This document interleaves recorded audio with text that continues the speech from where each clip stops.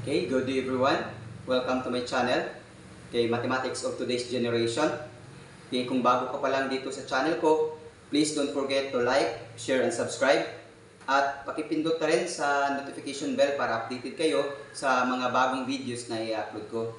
Okay, by the way, if you are a mathematics contestant, okay, a math coach, or a mathematics enthusiast, okay, this tutorial is for you. Okay, without further ado, okay, let's solve this problem. Okay, so we are now on problem number 8, evaluating an expression, okay, number 2. So, find the value of the square root of 14 cubed plus 15 cubed plus 16 cubed plus 17 cubed plus up to plus 24 cubed plus 25 cubed. Okay, so by the way, this problem is taken from the previous Singapore Mathematical Olympiad. And we are going to solve this problem in a very easy and systematic manner. So, let's begin. So, for our solution, okay, note that,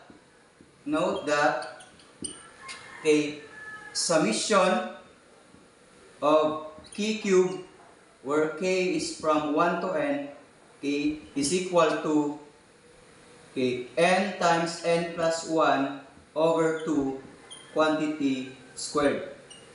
Okay, so let us internalize this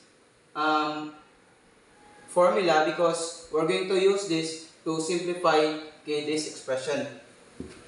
Okay, now, okay, then we have 14 cubed plus 15 cubed plus 16 cubed plus 17 cubed plus plus 24 cubed plus 25 cubed, okay, can be written in compact form, okay, using the summation notation. Okay, we can write this one as summation of k cubed, where k is from 14 to 25. Okay, but okay, this summation can be expressed further, okay, as, okay, summation of k cubed, where k is from 1 to 25 minus a summation of k cubed, where k is from 1 to 13. Okay, why? It's because our task is to get k from 14 to 25. So it means if we take the sum of k cubed, where k is from 1 to 13, so the remaining sum would be this one. Okay, and then we're going to use this formula, okay, to simplify this expression before we get the square root, okay, of the summation. Okay, so this follows, okay, that summation of k cubed, where k is from 14 to 25 is equal to, okay, so we're going to use this one.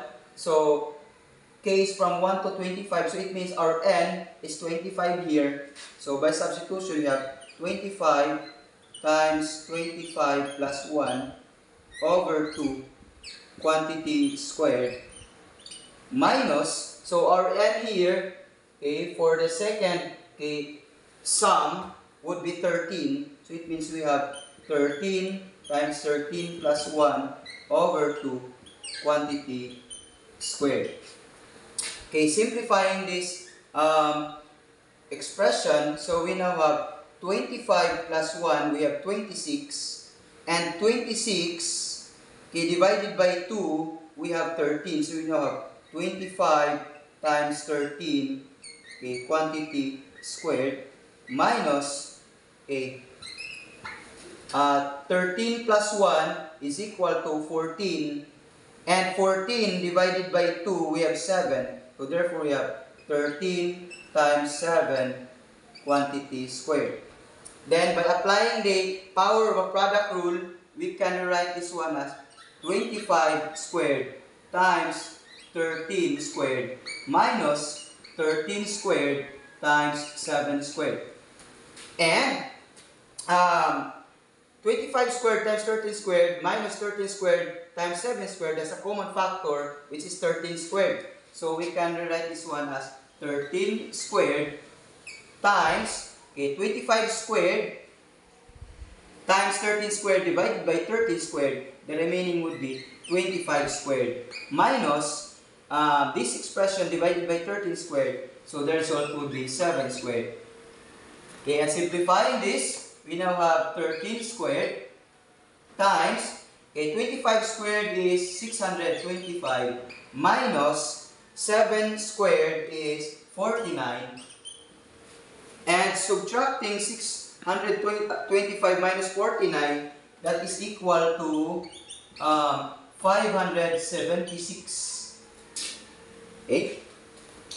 Then 576 is equal to 24 squared. Yan. Then, by power of a product rule, we can write this one as 13 times 24 quantity squared. And this is equal to, okay, 13 times 24, okay, is equal to 312 squared. Now, getting the square root of this, so this follows that the square root of the summation of k cubed, where k is from 14 to 25, is equal to the square root of 312 squared. And cancelling the index and the exponent. Okay, so thus the square root of the summation of k cubed, where k is from 14 to 25, is equal to 312. Okay, and I think it's a good place to stop.